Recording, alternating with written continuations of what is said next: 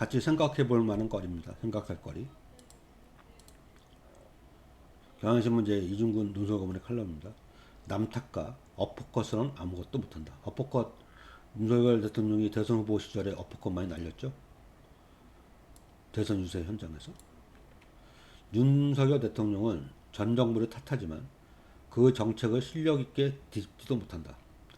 남 탓을 계속하는 것은 곧 자신의 고유 정책이 없다는 자백이다. 전 정부를 탓하는 것을 존립의 근거로 삼는 리더십으로는 아무것도 이룰 수 없다. 그러니까 전 분야에서 대부분 안 좋죠, 실적이. 경제면 경제 뭐 경상수지 적자, 재정 적자, 그러니까 물가는 오르고 전기료는 올리고 경제 파트 넣고 사회적인 파트에서도 이태원 참사에 대한 아무런 그 반성도 안 하고 있고 외교 한미 정상회담 한일 정상회담에서 보았듯이 그 치우친 외교 규정 잡힌 외교가 아닌 치우친 외교를 해서 중국과 러시아하고 관계가 극도로 나빠지고 있고 북한과도 마찬가지고 정치는 마찬가지죠. 여당 그 사람들만 만나고 있죠. 국정 파트너는 야당입니다. 야당을 만나야죠, 대통령이. 야당을 안 만나요, 1년 동안. 이런 대통령 이제까지 역사적으로 없었습니다. 처음 대통령입니다. 그러니까 이런 식으로 많은 문제가 있습니다. 교육도 그렇고, 교육도 5세, 뭐, 초등학교 입학 논란, 뭐, 이런 것 때문에 또 문제가 많았었고, 노동도 주 60시간, 뭐, 이런 얘기라 문제 많고, 잘한 게 뭐 있는지 모르겠습니다. 그런데 잘한다고 자아자찬하고, 그 자아자찬한 거를 또 보수 언론이 맞다라고 얘기하고, 또 이제 윤석열 정부가 못했다고 말 못하니까, 그 못한 거는 못했다. 그런데 그거는 전 정부의 탓이다. 이런 식으로 남 탓하죠.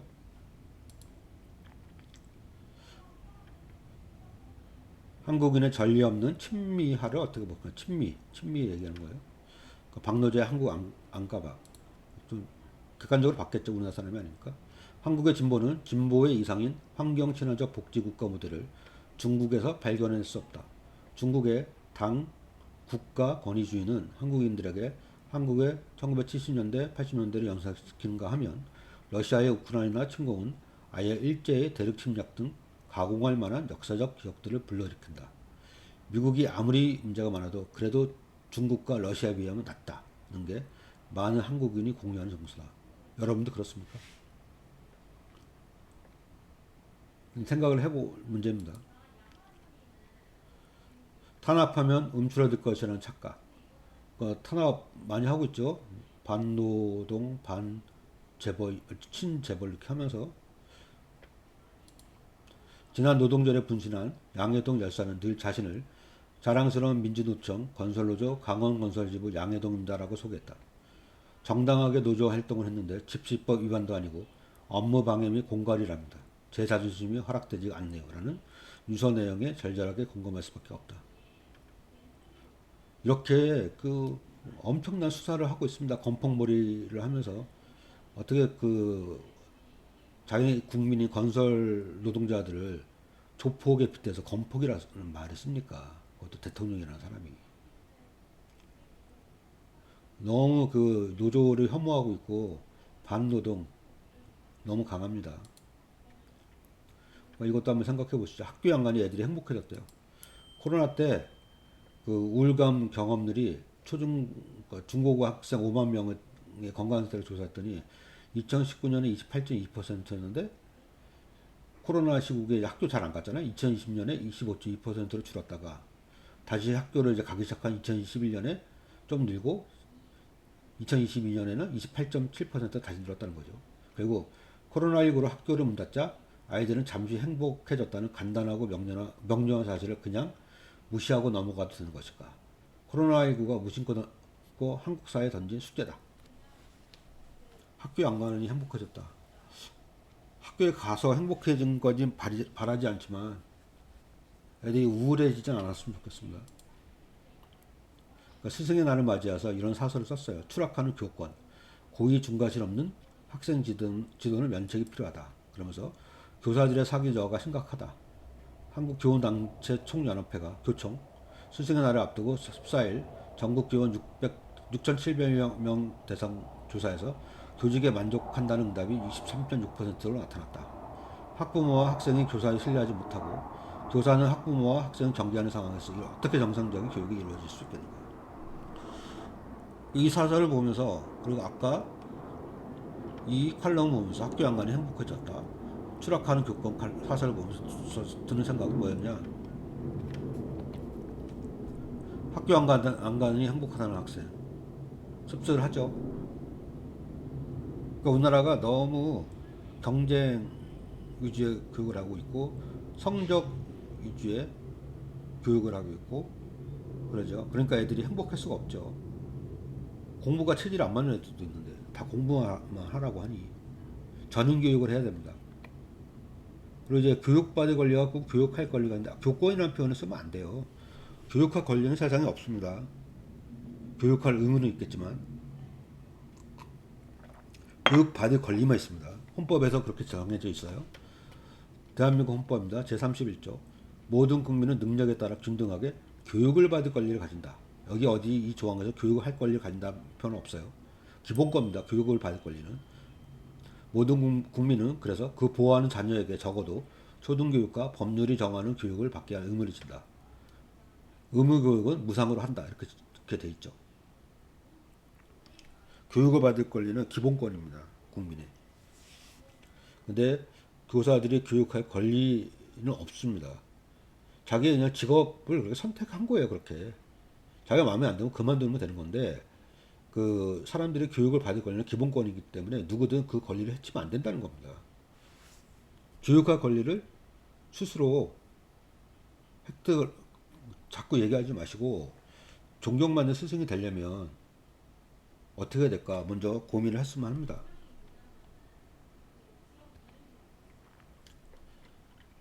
우울한 보도입니다. 조선일보. 대한민국 허리 4050 공황장애 시달린다. 이것도 이상해요. 보도는 제가 보니까 30대도 많아요. 18.3%라던데요. 공황장애 연령대별 인연입니다. 30대 36,700명, 40대 46,900명, 50대 38,500명. 30, 40, 50이 이때 사회생활을 많이 시작하잖아요. 많이 하잖아요. 근데 그 은퇴를 하면서 확 줄어듭니다. 60대 13.3%로 줄었다가 70대는 6.3%로 줍니다. 80대 이상은 2.8%로 거의 없죠. 그러니까 이 공황장애는 극심한 스트레스가 대부분 방아쇠 역할을 한다고 합니다. 그러니까 매년 급증한대요. 그래서 공황장애 환자가 2012년에 7만 명, 2025년에 10만 명, 지금 2021년 6년 만에 20만 명이 넘었습니다. 그렇게 스트레스가 많은 한국 사회라는 얘기죠. 그래서 박정근 정신건강의학과 교수가 말하기를 공황장애는 약물 치료와 정기적인 상담을 병행하면 치료 효과가 좋다. 증상을 방치하면 일상생활에서 큰 고통을 받을 수 있기 때문에 빨리 병원을 찾는 게 중요하다. 상담을 많이 하고요. 그 쇼크가 올 때 약을 먹어야 됩니다. 저도 이거 잘 알고 있습니다. 공황장애가 어떤 건지. 제가 겪어봤기 때문에. 그러니까 이것도 이제 생각을 해보시죠. 성분화는 다양성 확보 전략. 무자르듯 양성으로 구분하는 게 힘들었다. 양성은 남자, 여자, 여기죠. 남녀로 구분하는 게 힘들었다. 그러니까 XY 외에 다양한 성염색체가 존재를 한대요. 여자는 XX고 남자는 XY잖아요. 근데 그 외에 다양한 성염색체가 존재한답니다. 실제로. 자연의 성별은 사람보다 다양하고요. 그리고 우리 사람 말고 다른 동식물의 성별은 더 다양하다는 거죠. 그래서 진화 과정에서 성이 분화한 이유는 다양성을 확보해 변화무쌍한 환경에서 살아남을 확률을 높이기 위해서였지, 성을 구분하고 성별로 전형적인 역할을 부여하기 위해서는 아니었다. 그러니까 미국에서 전통적으로 표기했던 남성 M, 여성 F에 젠더 X를 표기할 수 있다고 공식 발표한 바 있다. 이 X 표시는 육체적이나 정신적으로나 확고하게 남성 혹은 여성으로 구분되지 않거나 혹은 구분하기를 거부하는 사람들을 모두 포함하는 개념이다. 그래서 법적 성인이라면 누구나 여권 성별 정보에 X를 표기할 수 있으며 이때 의학적 소견서나 다른 증명서를 첨부할 필요도 없다. 다시 말해 성별의 구분 기준을 전적으로 개인의 소관에 맡기겠다는 것이다. 생각할 만한 그런 문제 제기입니다. 그래서 저는 이제 양성평등이라는 말을 쓰면 안 된다고 자꾸 생각을 하고 있어요. 대신 무슨 말 써야 되나? 성평등이라는 말을 써야 됩니다. 남자 여자 이렇게만 있지 않죠. 성소수자도 있고 아까 봤지만 XY 염색처럼만 있는 구성된 것도 아니고, 그리고 이제 미국에서 젠더 X라는 표현 쓰잖아요. 이렇게 그 성평등이라는 말을 써야 됩니다. 96%대 58%. 이게 뭔 차이인지 아세요? 남자들의 결혼 경험률입니다. 40대 초중반에. 그러니까 소득이 높은 일본인은 10분위는 96%가 결혼한 경험이 있는데 소득이 적은 1분위는 58%밖에 없답니다. 절반밖에 안 되죠. 남성 소득 격차 따라 혼인율도 차이가 난다. 그러니까 상하이 10% 구간 비교분이 이렇게 된다는 거죠. 남성 임금의 불평등 정도는 절대적 인구 순주가 상관없이 그 자체로 남성 혼인율에 부정적인 영향을 미친다. 자, 씁쓸한 모습입니다. 그러면 결혼을 해야지 애를 낳을 거 아니에요. 그럼 저출생 사회 극복하려면 어떻게 됐습니까? 남성 임금의 불평등 정도를 완화시켜야 되죠. 결국 그 양극화를 완화시켜야지 근본적인 출생률 문제도 해결된다. 이렇게 받아들일 수 있겠습니까?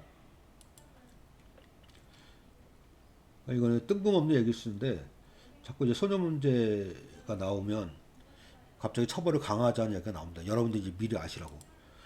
소년 범죄 급증 횡포하는 세강경이 만든 거짓이라는 거죠. 언론에 심각하게 비추는 소년 범죄자 수, 실제 통계에는 고령자 범죄의 절반도 안 된다. 핵심 위험 집단에 대한 섬세한 대응이 필요하다. 이 그래프 보시면 소년 범죄가 10만 명에서 5만 명으로 줄었어요. 노인 범죄는 13만 명이고, 그러면 노인 범죄가 2배 이상 많죠. 속보 소년 이른바 만 13세 미만은 2012년에 5억 82건이었는데 38건으로 줄었죠. 그러면 이제 처벌의 엄격성이 처벌의 억제력과 큰 상관성을 갖지 못한다는 연구는 이제 범죄학의 상식이다. 그러니까 처벌을 엄격하게 주장하는 것은 위험하다는 거죠. 소년 비행을 엄벌로 다스리는 나라들은 실패를 경험해왔다. 미국의 경우 1990년대 범죄를 저지른 소년에 대하여 형사 절차를 따르도록 강제하는 형사 이송제도를 다수의 주가 도입했지만 처벌 강화 이후 소년들의 재범률도 증가하고 재범 기간도 짧아졌다. 영국은 촉법 소년의 연령을 10세로 낮췄지만 현재는 교화 정책으로 전환하였다. 그러나 우리는 10대에서 13세에 흉포가 드러졌다는 증거를 제시받지 못했고 다수 소년의 시시한 범죄가 아닌 자극적인 사건을 기다리는 언론의 항색스러움과 노인의 범죄는 그렇다 쳐도 어린 것들은 감히 그래서는 안 된다는 꼰대스러움에 속아 정작 중요한 것들을 놓치고 있다. 그러니까 소년 문제가 급증한다, 흉포한다, 다 거짓입니다. 그리고 처벌을 강화한다는 그 논리를 자꾸 만드는 것도 위험한 거죠. 처벌을 강화한다고 줄지 않습니다. 오히려 재범 기간도 짧아진다 그러고. 그러니까 이번에 그 국회 정개특위에서 국민 그 50명을 모셔서 이제 선거제에 대해서 수기를 했어요. 결국 선거제 수기가 끝난 다음에 의미 있는 변화가 있었습니다. 비례대표를 늘려야 된다. 선거제 수기 후에 여론이 뒤집혔대요. 비례대표 늘려야 된다가 수기 전에는 별로 없었는데 그 후에는 더 많았다는 얘기죠. 그리고 또 의원수를 줄이면 소수의 권한이 몰린다. 시민들이 의원 정수 확대 더 공감했다.